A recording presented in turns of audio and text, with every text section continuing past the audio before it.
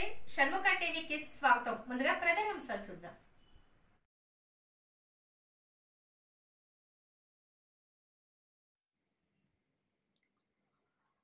చలో హైందవ శంఖారావం బస్ యాత్రను ప్రారంభించిన అనపర్తి శాసన సభ్యులు నల్లమిల్లి రామకృష్ణారెడ్డి.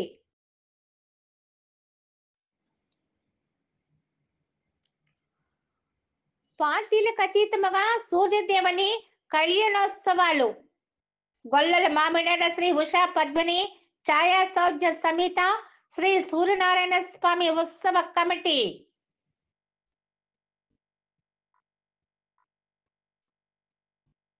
విద్యారంగం పరిరక్షణే యూటీఎఫ్ ధ్యేయం. యూటీఎఫ్ స్వర్ణోత్సవ వేడుక ప్రారంభం.